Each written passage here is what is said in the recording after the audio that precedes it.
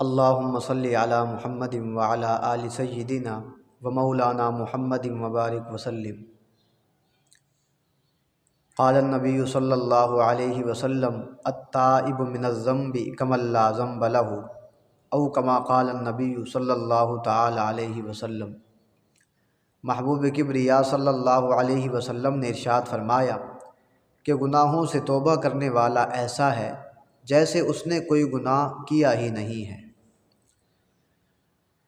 آج 15ویں شعبان کی رات ہے اور یہ بڑی قیمتی رات ہے۔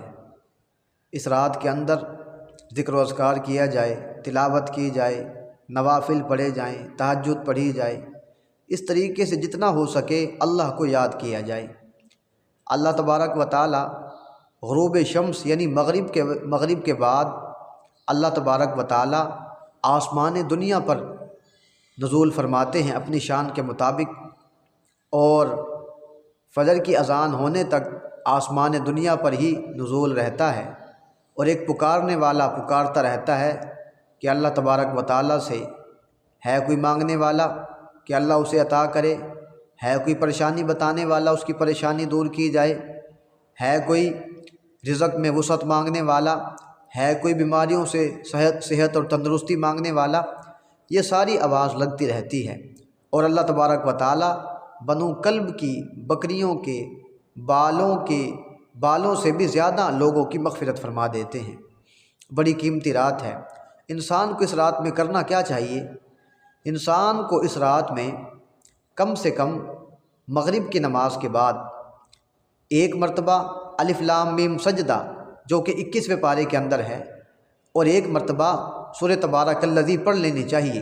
حدیث پاک میں آتا ہے کہ جو شخص مغرب کے بعد سورہ الف لام میم سجدہ اور تبارک الذی پڑھتا ہے، اللہ تبارک و تعالی اس کو شب قدر کی طرح ثواب عطا فرماتے ہیں۔ یعنی اس نے ایسا کام کیا کہ گویا اس نے شب قدر میں عبادت کی ہے، اور شب قدر یہ رمضان شریف میں ہوتی ہے، 21ویں رات، 23ویں، 25ویں، 27ویں، 29ویں۔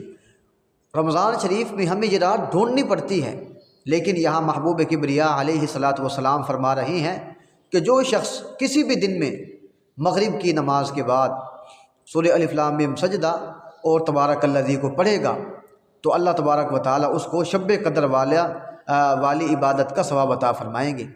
شب قدر کی عبادت کا ثواب ہے کیا؟ لیلۃ القدر خیر من الف شہر، کہ لیلۃ القدر میں عبادت کرنے والا ایسا ہے کہ اس نے 1000 مہینے سے بہتر عبادت کی ہے۔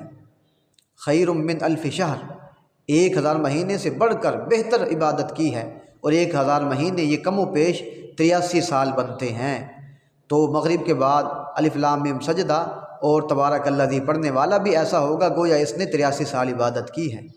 تو ہمیں چاہیے ہم کم سے کم یہ الف لام میم سجدہ پڑھ لیں مغرب کے بعد، یا رات کو کسی بھی وقت ساتھ تبارک الذی پڑھ لیں، ساتھ سورہ واقعہ پڑھ لیں۔ سورہ واقعہ ایسی صورت ہے کہ اس کے پڑھنے سے رزق کی فراوانی ہوتی ہے، اللہ تبارک و تعالیٰ کسی کا محتاج نہیں کرتا۔ اسی طریقے سے سورہ یاسین کی تلاوت کرنی چاہیے۔ سورہ یاسین جو شخص ایک مرتبہ پڑھتا ہے اس کو 10 قرآن کریم کا ثواب ملتا ہے کہ اس نے 10 قرآن کریم پڑھے ہیں۔ تو ہمیں کچھ نہ کچھ عبادت کرنی چاہیے اس رات میں، اللہ تبارک و تعالیٰ سے لو لگانا چاہیے۔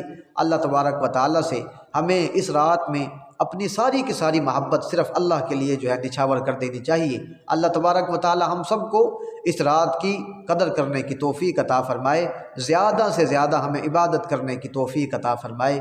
وما علینا الا البلاغ المبین۔